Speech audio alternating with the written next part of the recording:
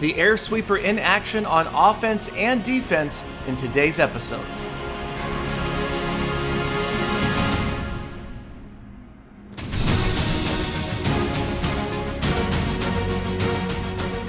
Welcome back, Clashers, or if it's your first time here, thank you so much for checking out Clash of Clans Attacks. Don't forget to hit that like and subscribe button before you leave, because we are talking about air sweeper tactics on offense and defense. We've got some replays, and right away, the first thing it's important to notice is the direction that nozzle is facing. Remember from the introductory episode, about 120 degrees of coverage, and right here, you can see it pushing back one of the lava hounds.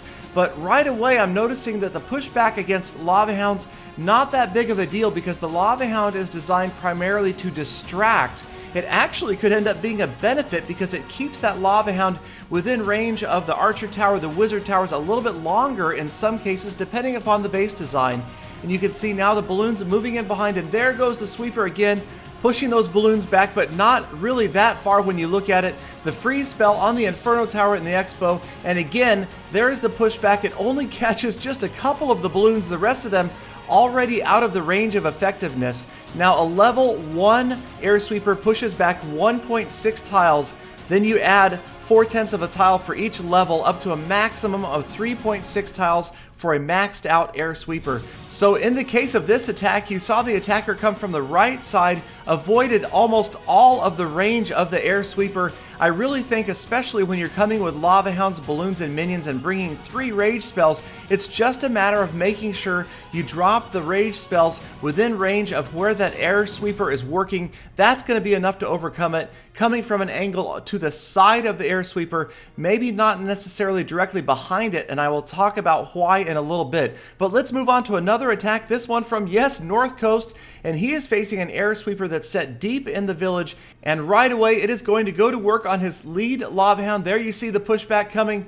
Not that big of a deal. Again, it really is going to affect balloons more dramatically than the lava hound. You can see the balloons are moving in, and they're pretty much avoiding it completely. There's the first rage spell, still haven't been affected by the air sweeper. And now we freeze the frame. Check out the freeze spell just about to drop, and the expo that it is going to freeze is actually focused on one of the lava hounds. And because of that fact, I think a better strategy here might have been to drop that freeze spell on the Inferno Tower and the air sweeper instead. Then you wouldn't see the pushback that you're seeing right there. Now the balloons, they're going to come in. They've got the rage spell again getting pushed back, but now the freeze spell does go in the right spot, freezing the air sweeper and the Inferno Tower. The one Inferno Tower does go down. Now whether or not the Inferno Tower made a difference between 1 and 2 stars, I'll leave that open for you guys to debate.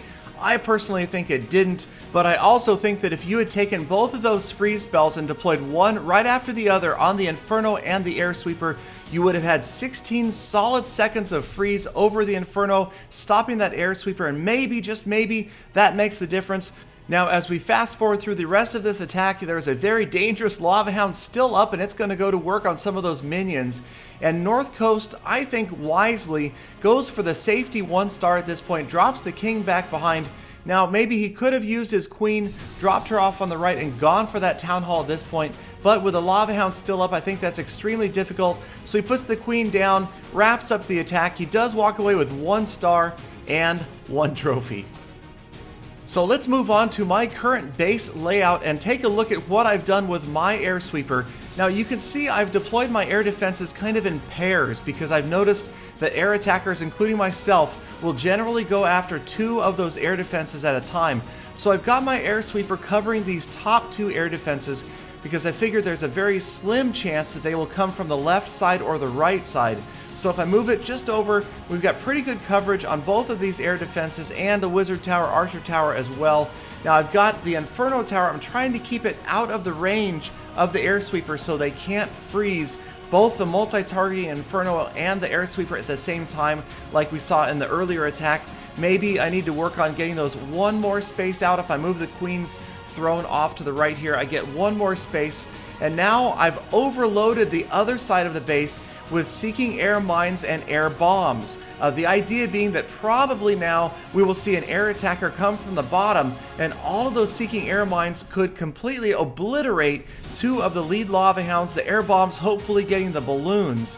So that is my theory for defense right now as it stands, overloading one side with the bombs, the other side protecting with that air sweeper, and maybe I'm thinking about switching my Archer Queen with my Dark Elixir storage. I know that air attackers like to come from the Archer Queen side. Let's make it even more difficult for them, keeping that air sweeper out of range of the multi-targeting Inferno, and see how that goes. So I will let you guys know in a future episode how the defense goes and how the attacking is going as well. Please share your ideas below in the comments, and maybe I will talk about it in a future episode. Thank you guys again so much for watching. Don't forget to like, comment, and subscribe for daily Clash of Clans content. And until tomorrow, get out there and make every attack a full attack.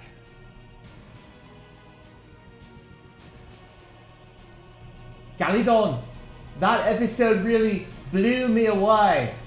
Was it a breeze for you to make, or are you just full of hot air?